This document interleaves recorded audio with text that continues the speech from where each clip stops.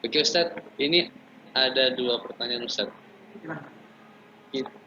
Ini ada dua pertanyaan yang sudah masuk dan keduanya itu dari satu dari Bandung dan kedua dari Jambi. Jadi sebenarnya mungkin ini Ustadz apa ngisi level nasional Ustadz ya. Atau Indonesia ada Ustadz. Berarti yang luar biasa ini teman-teman dari komunitas Bekawan Baik gitu ya. Berarti linknya sudah internasional nih bahkan ya. Belum Internasional. internasional, nasional. Gue nasional Ustadz. Masalah keren. Nasional, luar biasa. Dari linknya sudah nasional. Ini dari Kak Dandi Nugroho. Saya bacakan Ustadz ya. Ustadz, saya Dandi dari Bandung. Saya sudah mencoba untuk hijrah menjadi lebih baik, tapi di tengah jalan tiba-tiba iman saya lemah Ustadz. Bagaimana cara saya bisa lebih istiqomah dan bisa melawan hawa nafsu yang buruk Ustadz? Silakan Ustadz, monggo. Langsung dua pertanyaan tadi ya. Ada tiga kan? Dua Ustadz. Dua, baik. Yang pertama tadi ciri orang yang benar-benar hijrah gitu ya.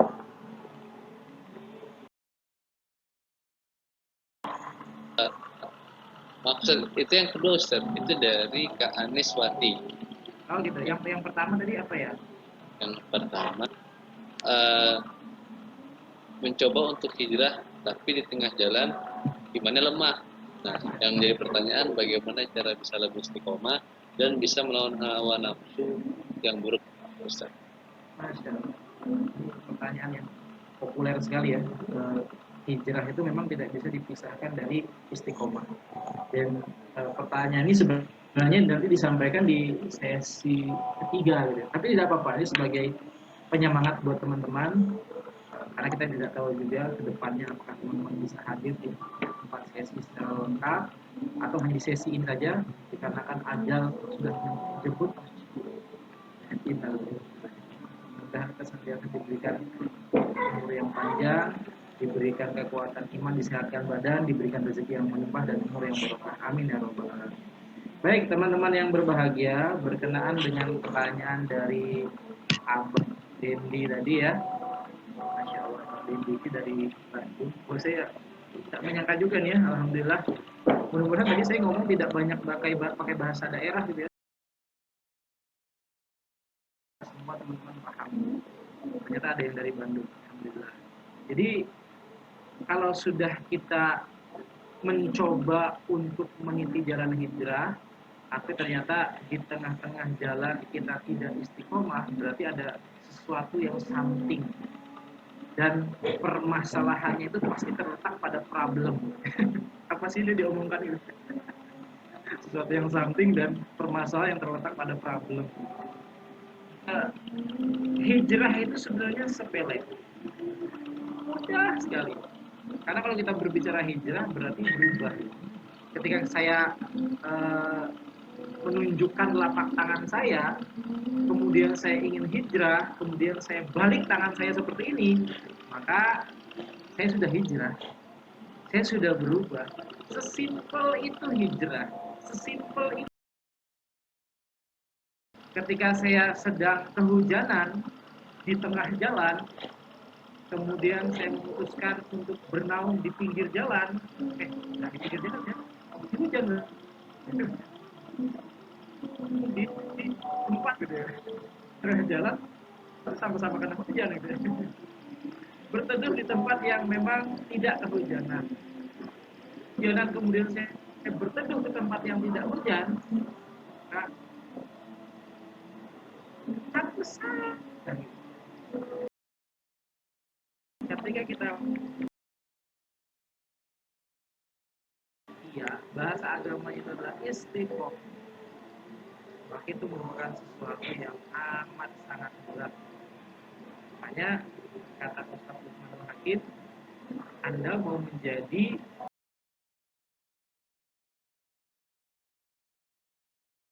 atau mau menjadi penjahat yang bertobat gitu ya.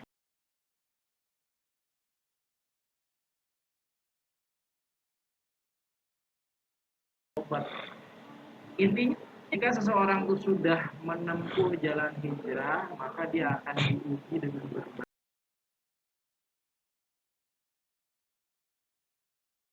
yang betul-betul.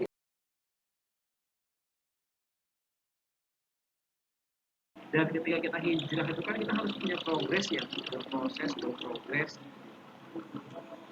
Berubah satu hari itu 0,01% saja, maka itu merupakan perubahan yang baik. Yang penting jangan sampai dalam proses hijrah ini kita menjadi lebih buruk 0,01%.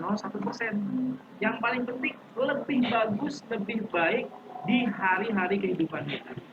Apalagi sampai berubah satu hari 1%. Masya Allah. Dalam waktu 3 bulan 10 hari, anu sudah berubah 100%.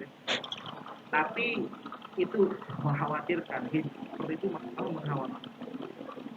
Jerah itu di awal bulan, akhirnya hilang. Maka sejatinya hijrah itu diawali dengan tanpa bulan, muncul hilal, muncul bulan sabit, sampai akhirnya menjadi bulan purnama yang sempurna. Itu yang menjadi harapan kita, dan kita akhirnya selesai kehidupan kita ini dalam keadaan husnul. Maka langkah yang satu, banyak mengingat pemutus kenikmatan. Apa itu pemutus kenikmatan? Yaitu kematian. Kalau sudah orang itu selalu ingat mati. Sekali lagi, yang namanya mati yang datang tanpa permisi, tidak mengucapkan assalamualaikum, tidak menyebut nama, tahu-tahu diambil oleh Allah Subhanahu wa taala lewat malakul maut, lewat malaikat pencabutnya. Maka dengan mengingat mati, maka kita akan selalu bersemangat. Ini sholat isya, mana tahu besok saya tidak bisa sholat isya lagi, pasti serius. Ini majelis ilmu, minggu depan belum tentu umur saya sampai, maka saya serius mengikuti majelis ilmu. Ini komunitas baik, maka saya harus bergabung di komunitas ini, karena mana tahu besok, lusa, di kemudian hari umur saya tidak sempat, dan saya tidak sempat juga bergabung di komunitas yang baik. Padahal komunitas yang baik itu diperintahkan oleh Allah Subhanahu wa taala.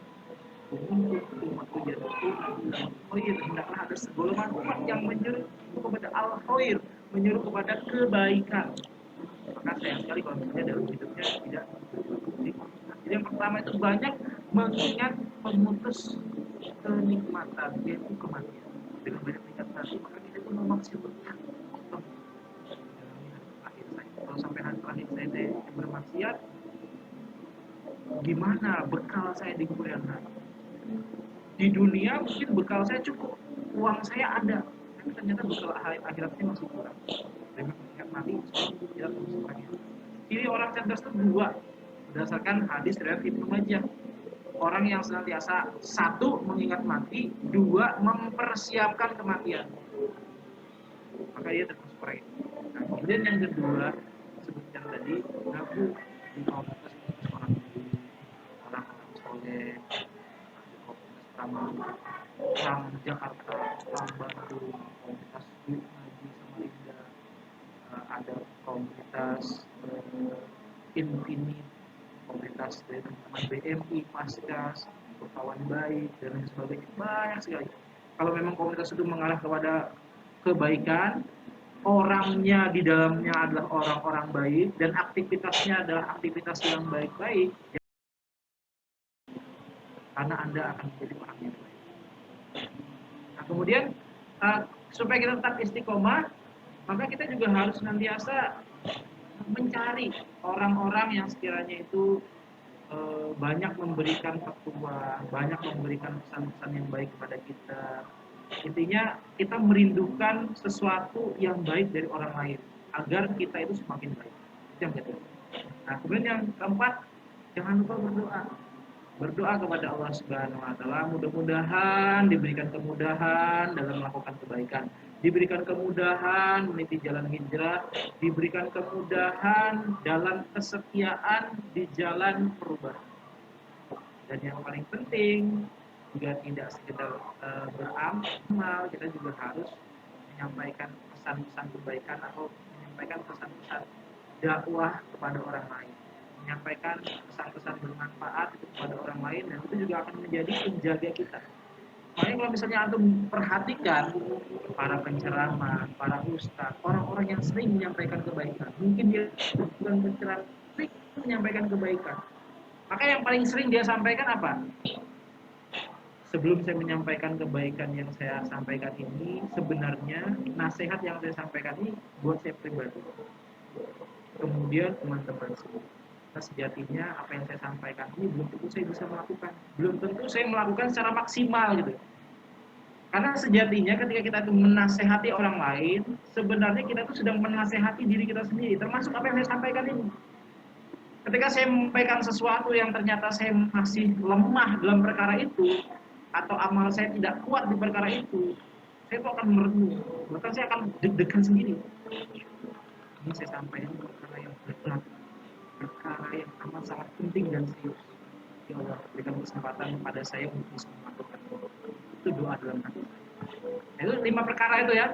Yang pertama tadi adalah senantiasa mengingat mati, yang kedua gabung di komunitas orang-orang baik, gabung di komunitas orang-orang soleh, gabung di majelis ilmu, berkumpul atau berteman dengan para ustadz. Yang ketiga senantiasa merindukan pesan-pesan baik, merindukan nasihat-nasihat dari orang lain supaya kita senantiasa ingat pada jalan Islam ini. Kemudian yang keempat, berdoa kepada Allah agar senantiasa diberikan kekuatan selalu dalam kebaikan, dan yang kelima, sampaikan Islam, dakwahkan Islam. Nah, itu paling tidak yang pertama. Kemudian pertanyaan yang kedua tadi, Kak Dimas, berkaitan. Yang kedua itu Ustadz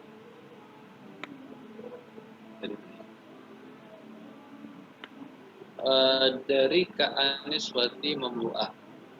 Assalamualaikum Ustadz, saya Anis dari Jambi. Apa ciri-ciri orang yang benar-benar berhijrah dengan tulus, bukan karena sombong? Terima kasih Ustadz. Assalamualaikum. Baik. Oke. Ikhwafillah, teman-teman yang berbahagia, teman-teman dari komunitas Berkawan Baik dan teman-teman yang lain yang senantiasa mendapatkan rahmat, berkah dan ridho dari Allah Subhanahu wa taala. Simpel saja sebenarnya untuk mengetahui apakah seseorang itu niatnya memang betul-betul hijrah, ikhlas karena Allah Ta'ala atau bukan, maka lihat saja kesehariannya.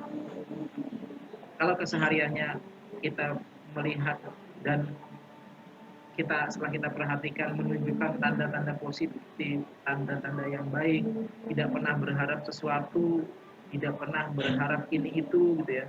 Karena yang paling nomor satu harapan terbesarnya adalah mendapatkan ridho dari Allah Subhanahu wa taala, maka orang tersebut memiliki ciri-ciri orang yang ikhlas dalam menempuh jalan hijrah. Ketika dia misalnya di jalan hijrah seperti yang tadi sampaikan di awal, ya Allah, saya ingin hijrah, ya Allah, supaya saya ketemu jodoh yang baik, jodoh yang soleh dan tidak apa-apa. Artinya apa? Niat hijrah kita itu yang penting dibarengi dengan niat-niat yang lain yang masih terhubung dengan kebaikan kepada Allah dan Rasulullah. Saya pengen hijrah, niatnya supaya tambah banyak teman. Tapi kalau misalnya cukup sampai tambah banyak teman saja, maka niat itu tulisannya, ya Allah, saya hijrah, niatnya supaya bertambah banyak teman-teman yang baik yang senantiasa mengingatkan saya kepada Al-Quran dan As-Sunnah, mengingatkan saya kepada Kitabullah dan Sunnah Rasulullah. Maka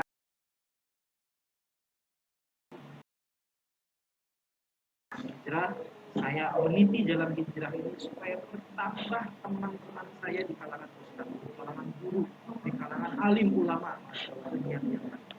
Ya Allah, saya gabung di komunitas hijrah. Ya Allah, saya meniti jalan hijrah.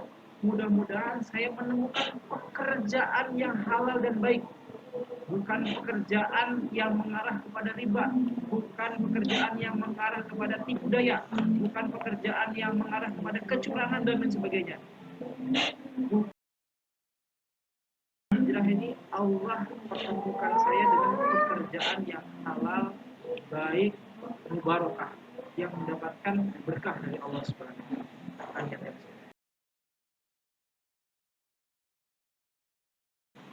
ciri-ciri hijrah yang diharapkan oleh Allah Subhanahu wa taala. Jadi jangan ekstrim juga dalam artian pokoknya hijrah itu harus karena Allah, tidak boleh niatan yang lain. Tapi sekali lagi yang dibicarakan karena Allah itu boleh dibantu dari tadi, ya Allah saya hijrah niat karena Allah, dan saya juga pengen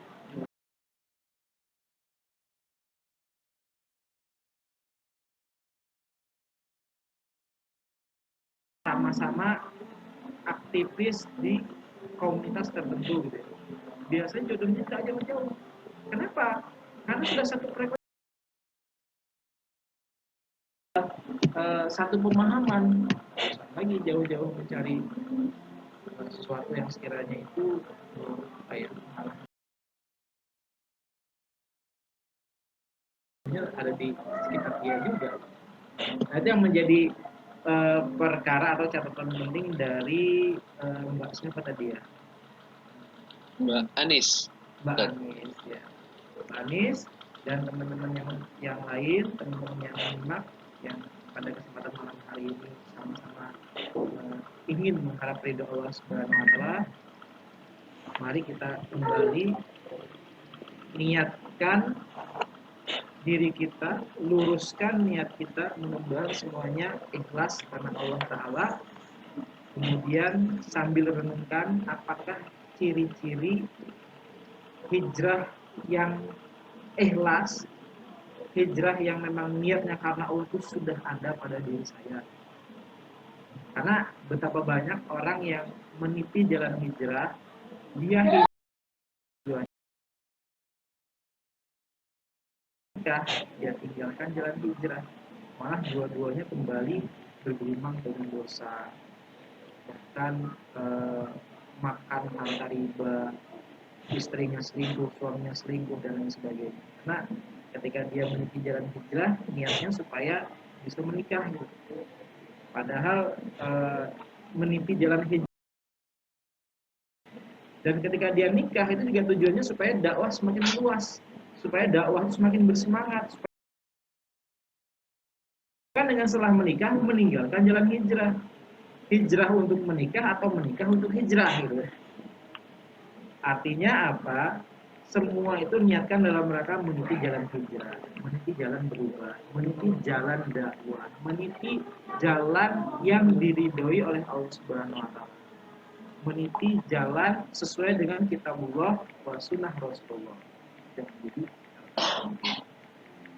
oke Kak Dimas, kalau misalnya dari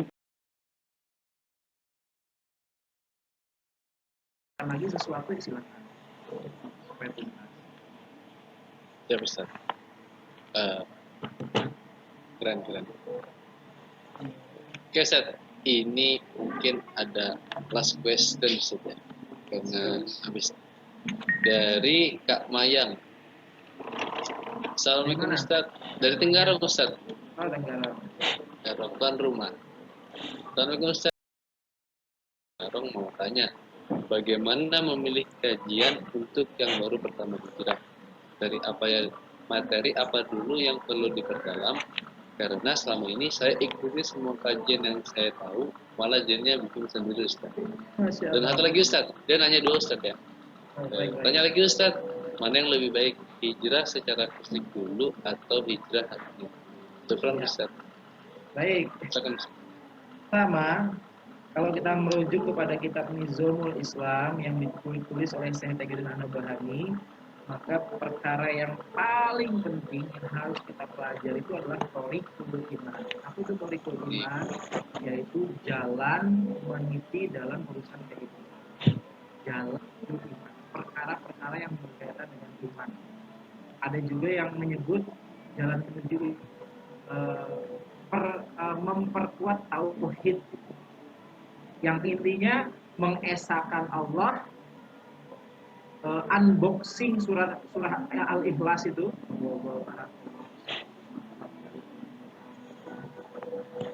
Qul huwallahu ahad. Nah, Allah itu adalah satu-satunya Tuhan yang Allahu Samad, tempat bergantung segala sesuatu, dalam nyalip malam bulan, beranak dan tidak beranakan, malam yakullahu kufuwan ahad, tidak ada setara di dunia, dan itu merupakan kebiasaan yang dijelaskan dalam surat Al-Ikhlas. Kemudian jangan sampai kita melakukan kesyirikan. Ini perkara iman itu yang paling penting dan harus dikokohkan. Kemudian majelis mana yang harus kita ikuti? Ya tidak usah jauh-jauh. Majelis yang dibawa oleh teman-teman kawan baik, insya Allah itu aman dan terkendali.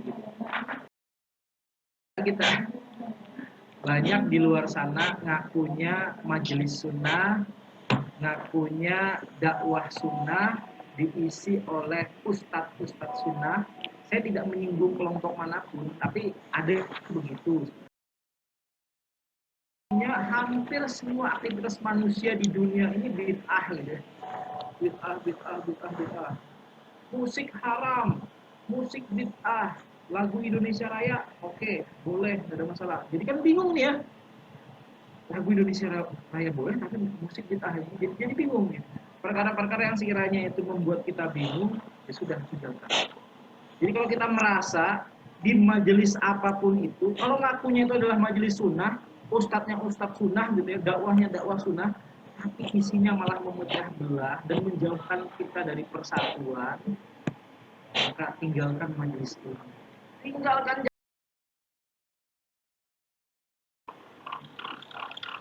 Dan alhamdulillah saya di sini hadir, diundang, ya saya tetap dengan label saya bagian dari komunitas Yunaji, diundang oleh teman-teman Bekawan Baik. Saya tidak menolak, karena teman-teman dari Bekawan Baik juga sudah satu frekuensi dengan teman-teman Yunaji, yang tidak mudah membid'ahkan, tidak mudah memvonis orang lain.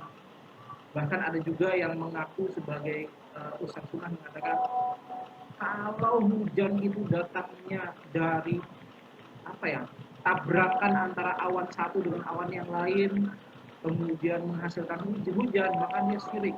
Hujan itu datangnya dari Allah. Ini akan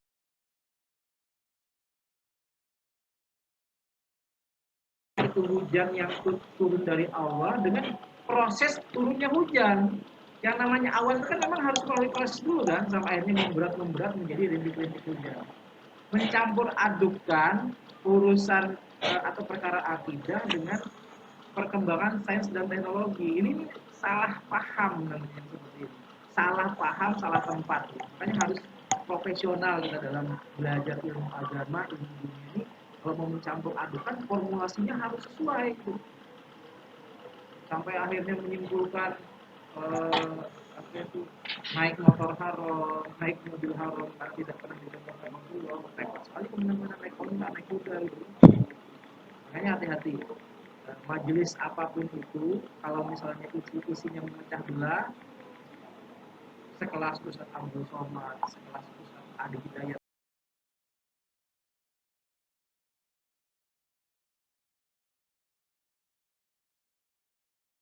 hati dengan orang yang ex-FPI dan seterusnya gitu. Nggak pernah Ustaz Abdul Somad, Ustaz Adi Hidayat mengatakan, karena dia yakin selama masih mengucap la ilaha illallah Muhammadur Rasulullah adalah saudara.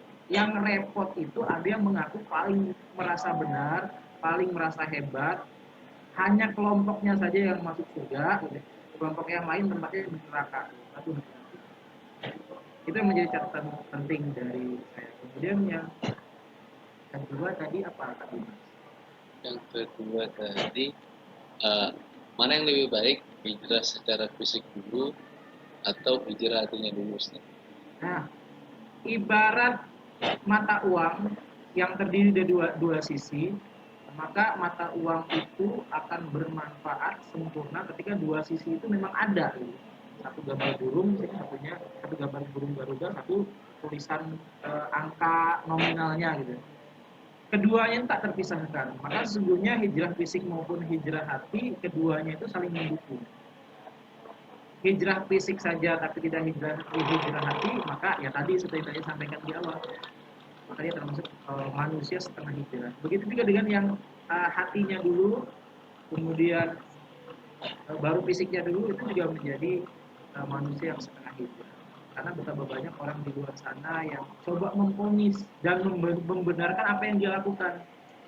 Ya mending saya gitu kan, walaupun tidak pakai hijab, uh, tidak memakai kerudung, tapi tidak pelakor. Giliran pakai hijab, giliran pakai kerudung, ternyata pelakor. Banyak orang-orang di luar sana yang coba membenarkan, membuka auratnya dia. Padahal menutup aurat dengan pelakor, catatan pahala dan catatan dosanya terpisah. Dia menutup aurat, pahala di sisi Allah Subhanahu wa taala. Dan ketika dia menjadi seorang pelakor, dia dapat dosa di sisi Allah Subhanahu wa taala. Ada catatannya masing-masing. Ya begitu juga ketika ada yang tidak pelakor, kemudian dia tidak berhijab,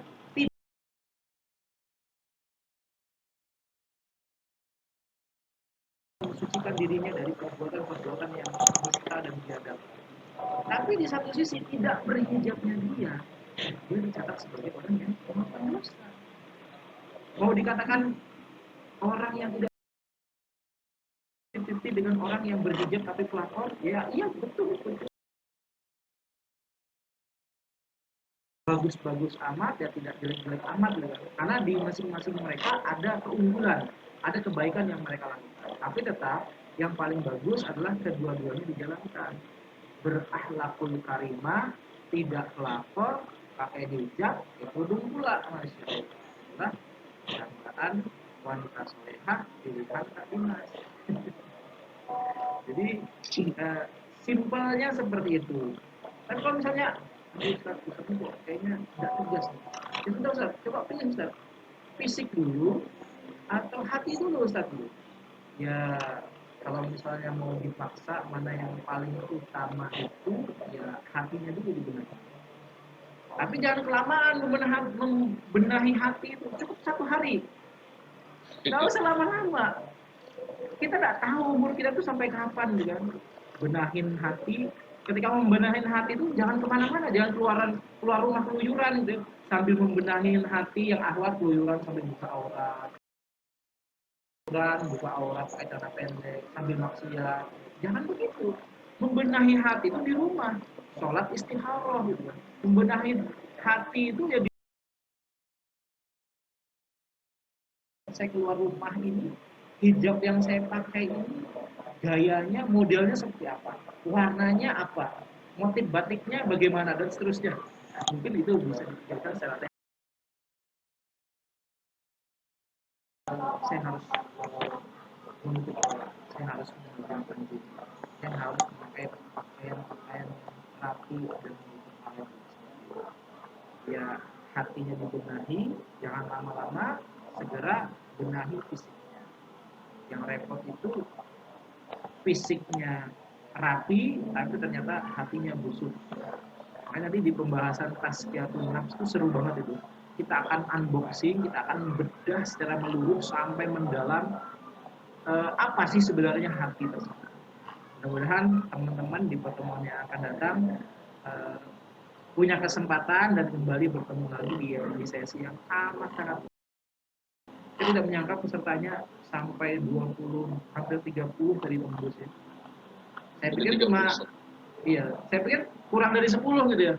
Karena saya lihat yang melaksanakan ini followers di Instagramnya masih sedikit gitu ya. Sempat ragu juga, ternyata Masya Allah teman-teman bisa melebihi dari 10 peserta. Itu sudah prestasi. Ini merupakan awal yang baik untuk mengajarkan kajian atau majelis ilmu secara online. Mau majelis ilmu online maupun offline, insya Allah di hadapan Allah Subhanahu Wa Taala catatan amal baik atau catatan pahalanya sama. Di hadapan Allah Subhanahu Wa Taala lebih baik catatannya.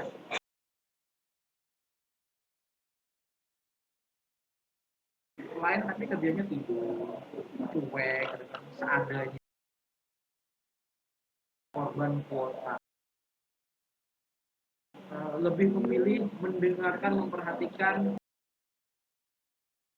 sebagainya, urusan-urusan yang sebenarnya harus dia kerjakan dalam rangka menghadiri majelis ilmu secara online, insya Allah pahalanya bakal lebih besar majelis online itu dibandingkan dengan majelis offline kalau misalnya kita punya keseriusan. Demikian Kak Dimas. Oke, siap Ustaz.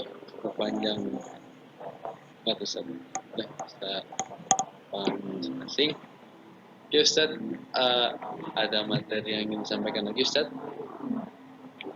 Baik, saya ingin mempertegas saja bahwa hijrah itu adalah proses berubah menjadi lebih baik. Kemudian poin yang kedua, mengapa kita harus hijrah? Karena kita sudah berkomitmen untuk menjadi orang yang lebih baik dibandingkan hari kemarin, dan satu-satunya jalan agar kita bisa berubah menjadi lebih baik adalah dengan meniti jalan hijrah. Kemudian poin yang selanjutnya, ketika kita memulai hijrah, itu kita memulainya dari mana? Yang pertama adalah dengan cara belajar secara serius, khususnya mempelajari Al-Quran, mempelajari kitabullah dan sunnah Rasulullah. Kemudian yang kedua, tazkiyatun nafs, membersihkan hati. Seperti apa membersihkan hati itu? Nanti akan kita jawab. Tetap ada kuota, tetap ada waktu, dan tetap berkorban untuk majelis ilmu ini supaya pemahaman kita semakin berkembang. Demikian akhirul kalam, ihdinas siratal mustaqim, wallahu muwaffiq ila aqwamit thoriq. Billahi taufiq wal hidayah, wa ridho wal inayah. Assalamualaikum warahmatullahi wabarakatuh. Waalaikumsalam. Allah khair.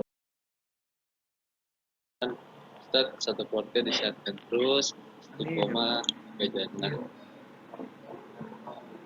Oke Ustaz, mendekati jam 10, kita mengucapkan tulis astagfirullahaladzim, astagfirullahaladzim, astagfirullahaladzim, subhanakallahumma wa bihamdika asyhadu an la ilaha illa anta astaghfiruka wa atubu ilaik. Oke, sedikit catatan dari Ustaz Amin yang keren banget. Tidak hijrah, ketinggalan zaman, ketinggalan iman. Pada malam hari harusnya kita dapat sesuatu yang bisa dibawa pulang, alasan mengapa why should hijrah. Oke, sampai jumpa di pekan depan. Panjang umur ketemu di dunia, pendek umur ketemu di surga. Wassalamualaikum warahmatullahi wabarakatuh.